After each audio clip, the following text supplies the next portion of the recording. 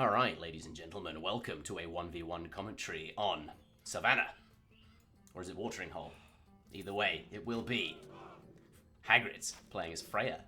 In the north of the map, in the colour blue. Looks like he's going to be going for the Rhino. Villager down to half hit points here. Rhino's doing a lot of damage. Are you going to lose this? No. Okay. My word.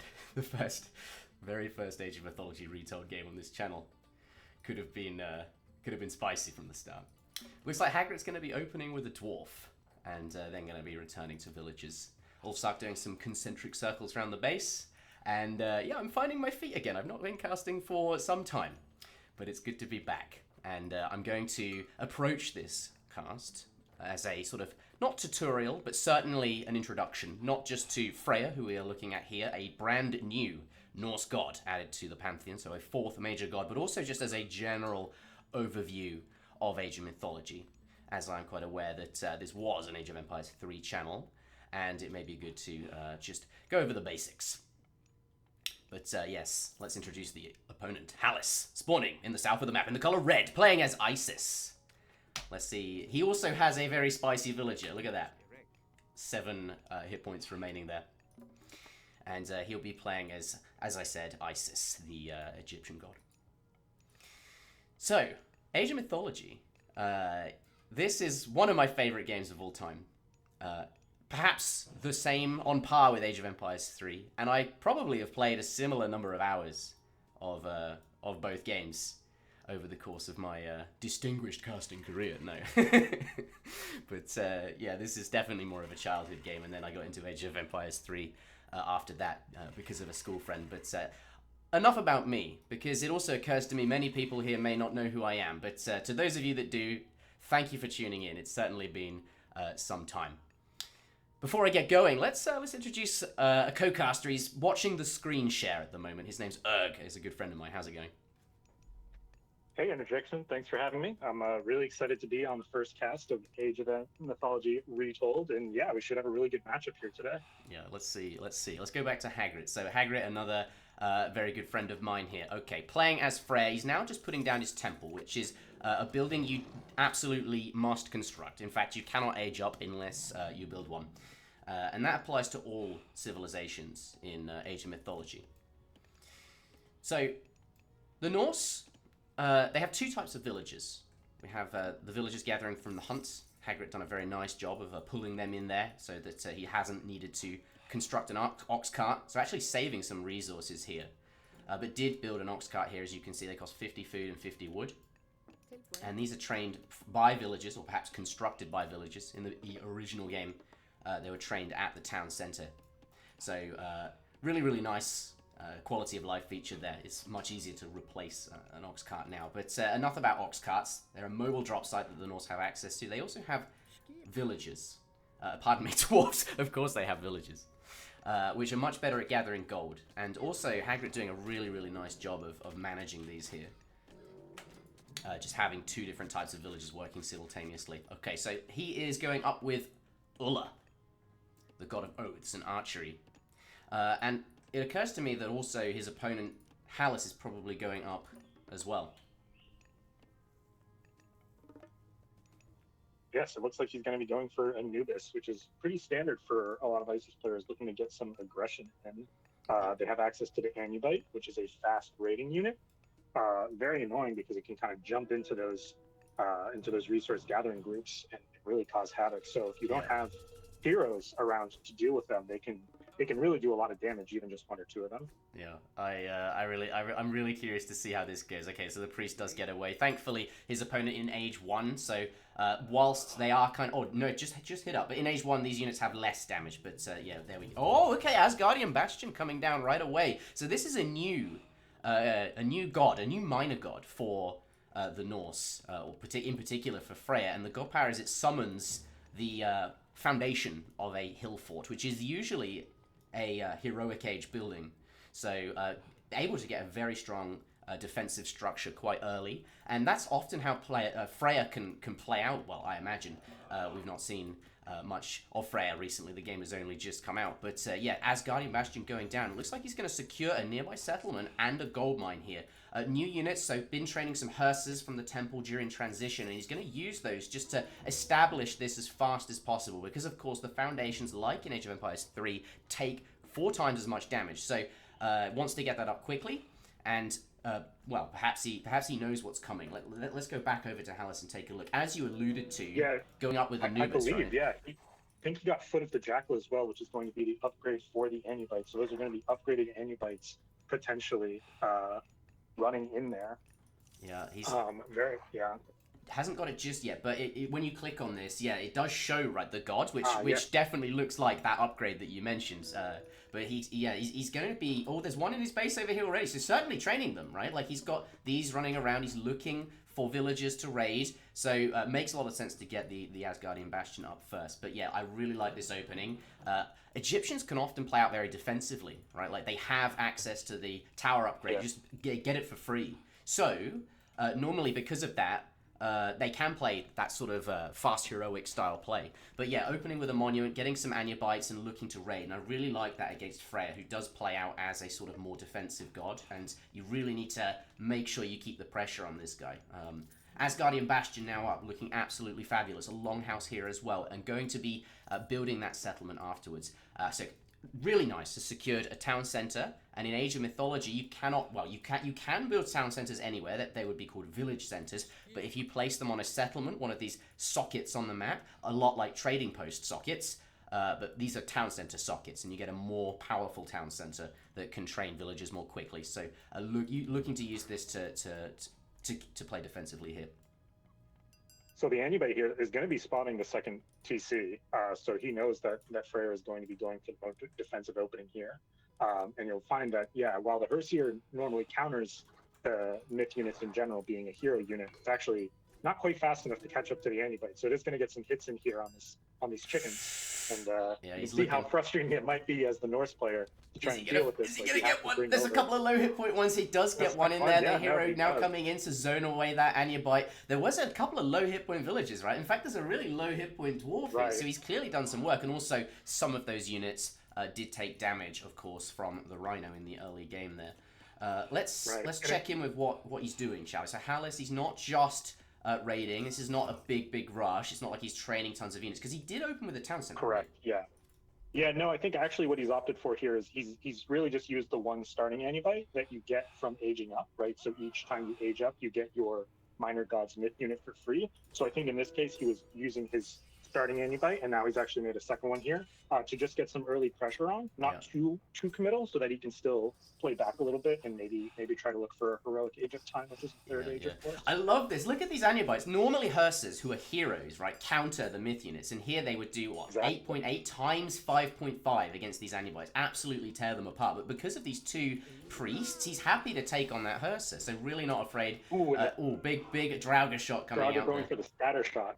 Yeah. So most units in Myth actually now they have castable abilities, and it's exposed to the player. So you can actually choose when to use a Myth unit's specific ability. So in this case, the Draugr it has a scatter shot ability, which allows it to fire a volley of arrows in a cone. So very effective against a mass group of units. But here we see. We might see it again here. So it looks like looking to place 2 longhouses there. The Draugr is nearby. He's not quite in range to get a shot there. Looks like some more villagers going down with these Anubites up in the north. More damage, oh my god. Managing to he's really forced him off this hunt. And that's not ideal at all. Thankfully, though, he does have access to food on the other side here. But perhaps was trying to get that exposed food. But, lost a few villagers because of it. Now being forced off of the wood here. Let's take a look at Hagrid again. He also has a raiding party, right? At the... Asgardian Bastion, you can train Huskarls, which are usually a unit you gain access to in the Heroic Age. Oh, Anubite's coming in with the jump ability. Wow. Does manage to take down another villager. Hallis doing a very nice job of just keeping active on the map. And even though Hagrid has this Asgardian Bastion, he's still exposed on the north side and really managing to take good advantage of that. Yeah, all this hunt being denied is going to potentially hurt Freyr's chances of going to heroic. Like, he could be stuck in classical for a while, and then Isis might be able to get a tech advantage just from this rating.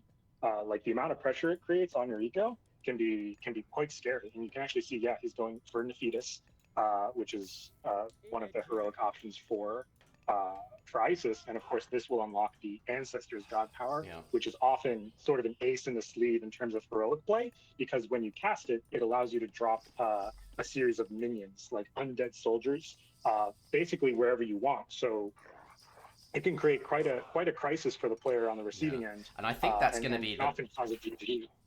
that's going to form his push, right? Like he hasn't got Eclipse, which is something Isis can gain access to by going up with Bast, a different minor god. But instead in this game, Hallis went up with Anubis, who gives access to these Anubites, which he's made fantastic use of. I really like that in this matchup, because Freyr, of course, is quite defensive, and you really need to keep him pinned down before he builds up too much power, because, well, we'll get to that later. He's certainly access to some very powerful tools, and it's important to keep him on his toes. But now, up to the heroic age, through, like you mentioned, Nephitis, or perhaps Nephthys, but either way, gaining access to the Ancestors' power.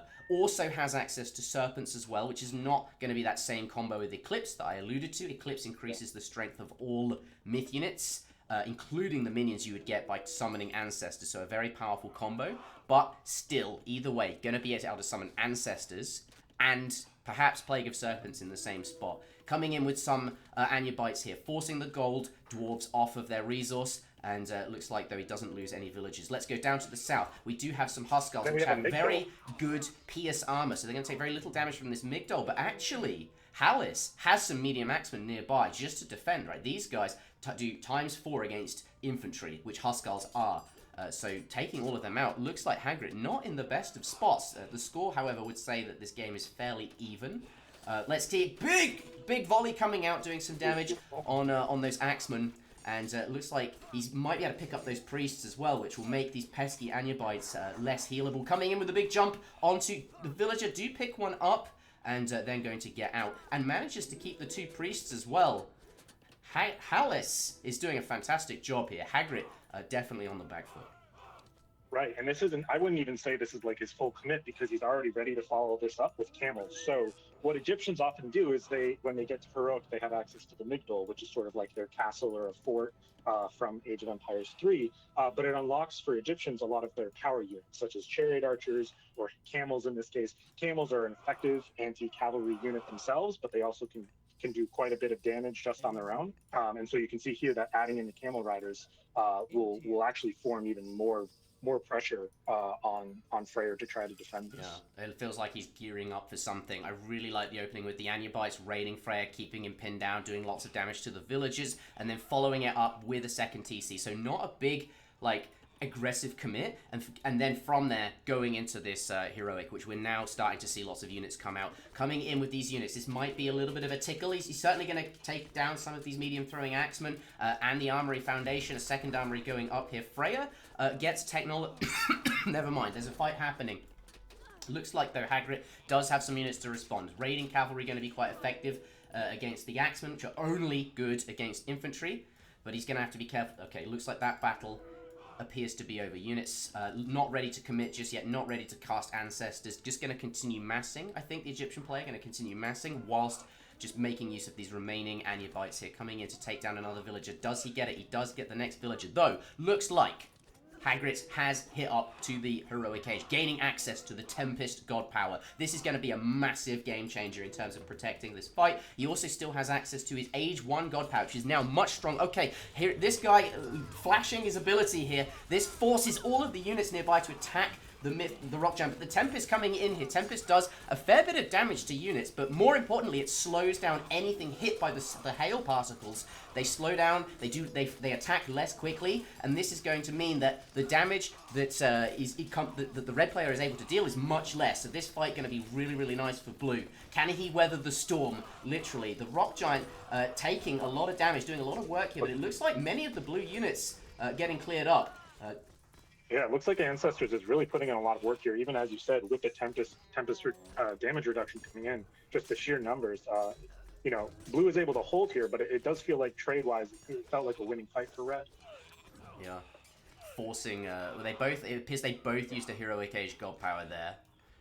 Exactly, yeah. The game is But kind also, of... I think Hagrid was able to switch into Herdman, which is the spear variant for Norse, as an effective counter unit to those camels. You know, But of course, the camels are always going to have that mobility, right? You can't be everywhere. And he's just looking for more areas to raid, more to harass. yeah. Meanwhile, back at home, he's been largely untouched, and it's just allowed him to push further onto these forward golds.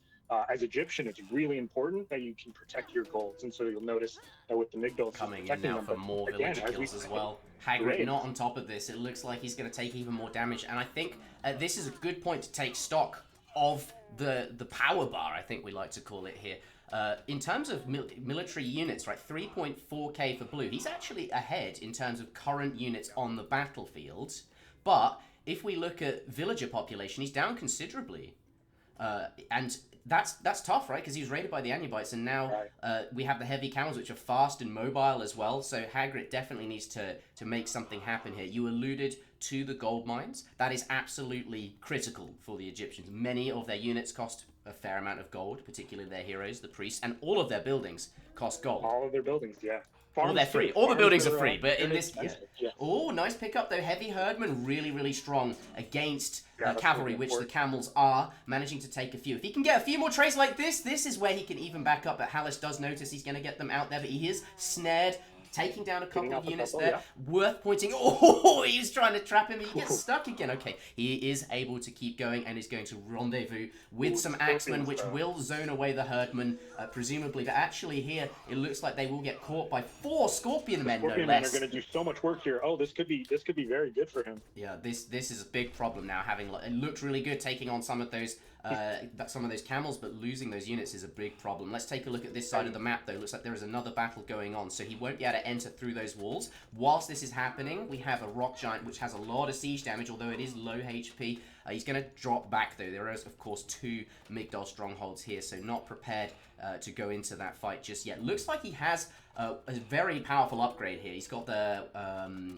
Feasts of Renown, which causes town centers and hill forts to heal nearby units, which is what we can see here, but also generate food, right? This town center and this hill fort are generating 1 food per second, and so is the Asgardian Bastion from earlier and his other town centers. So whilst the villager numbers may look skewed towards red, and they are, there's at least 5 or 6 extra villagers here. Okay, some siege rounds coming in, going to be taking down some of these houses.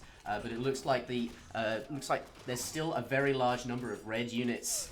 Okay, Gullenbursty coming in. Big, powerful gold power from Freyr. Has to be cast near town centers, but really, really powerful boar. Heroic boar. Gonna absolutely make mincemeat. Oh, look at the Scorpion go. He's a hero, right? So he's going to do really, really well against these. If he can clear up the Scorpion men, this is going to be absolutely huge. However, the trouble is Gullenbursty is a defensive unit. The further he travels away from his town center, the more his speed gets reduced. Looks like might be looking to get us around here, and unfortunately our boar friend might be trapped. Oh no. Yeah, but not Looking before like he dealt with many. Oh, look at the camels go! Not before. Gonna get flying.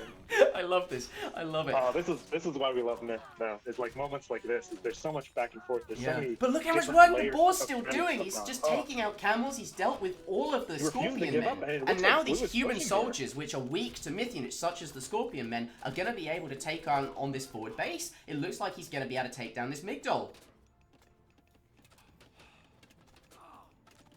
Let's see. The gold miners, however, are safe. They're next to this hill fort, stronghold. So it looks like whilst the push was successful, he hasn't denied the gold, which was, I guess, the main thing Hallis wants to hang on to.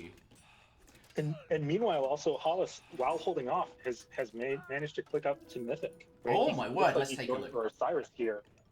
Yep, switching over to him. Right, so Osiris, right, god of life and resurrection, right, focuses really on those camel riders, right, so he's going to be able to double down and get more upgrades for them, but then, of course, as well as the Son of Osiris god power, so that's a late-game powerful hero that shoots lightning. It's an upgrade for your pharaoh, basically. You take a pharaoh and you say, now you're a Son of Osiris, and then, the absolute damage that one unit can do is absolutely insane. Yeah, this is the Pharaoh. He usually empowers buildings such as, mining camps so that the villagers give more gold and can empower anything. But yeah, he's going to turn him into an absolutely, lightning warrior wielding. Okay, he's now up. He's going to do it. Let's go over to the Pharaoh because no doubt we're going to see that god power come in any moment now. Not quite yet. Perhaps he wants to wait till the Pharaoh's on the front. He's moving it into position, basically, for the big moment. But, you know, look, Hagrid still... Let's switch back to him and see how he's doing. It looks like his game plan... He's going up to Mythic as well, actually. Okay. I think I see Vidar. Yeah.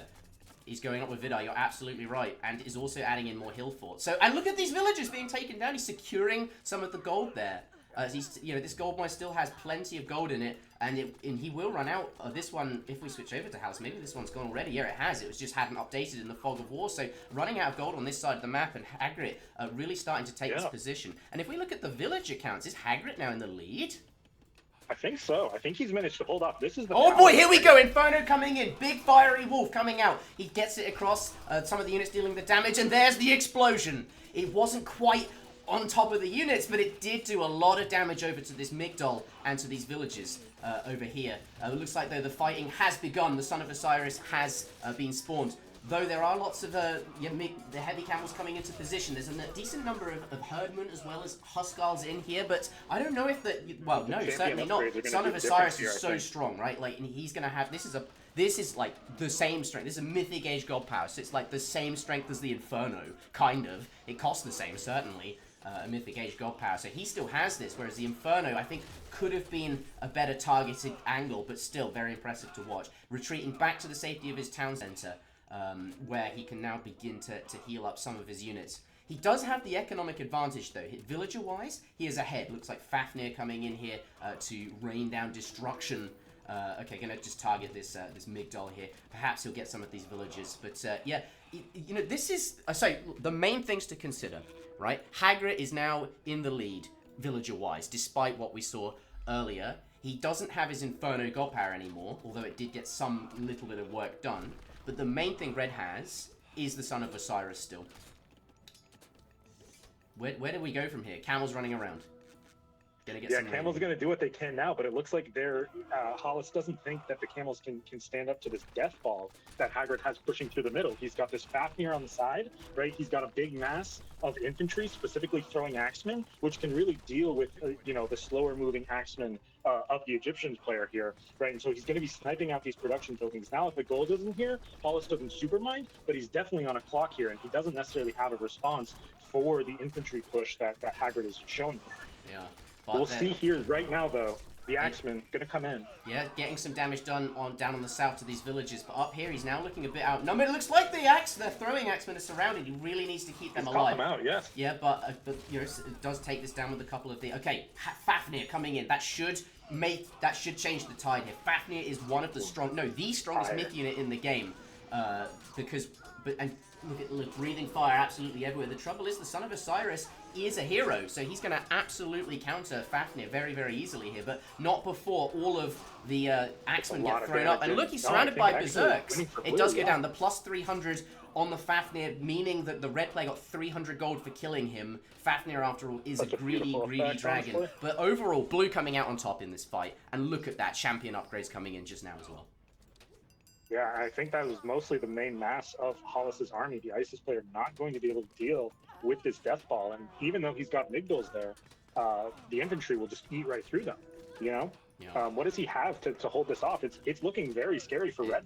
It's looking pretty scary, and now as well, like, so many hill forts have been built. There it is, the GG coming in from Hagrid, taking game number 1 in this best of I don't know what series. We had an hour to record, so we'll probably do another game. But my point, let's view the map here. He has so many hill forts, right? They're all generating food. They all heal nearby units. Really nice strategy picking A gear and just building them up in this small corner here. But we can see, look, more ballista coming out, and that really, if he resigned already, but that would have been, you know, getting these heavy weapons that do lots of damage, not just to buildings, but also to units, right? That Norse, that hybrid siege weapon there. But either way, Red... Hallis, he had such a strong start. I was really thinking but you know, Hagrid clawing it back. It looked good. Yeah, no, it really spoke to the power of Freyr. Like, when we talk about Norse in general, they're kind of a offensive civ, so when they themselves get attacked, they often can't respond to it. But Freyr has more of a defensive angle to him, so he's actually able to hold all of that aggression coming in from the Egyptians, and holds on, and then is just able to get to Mythic and overpower with just more efficient units, right? Really impressive stuff. Yeah, he was ahead all there. Really impressed by Hagrid. Look, he was behind on villagers the whole game. You can see these big dips like in the early game as well. Like Hallis did a good job of raiding, but yeah, Hagrid been playing for years. This guy knows what he's doing and managed to weather the storm. Oh, for sure. Yeah.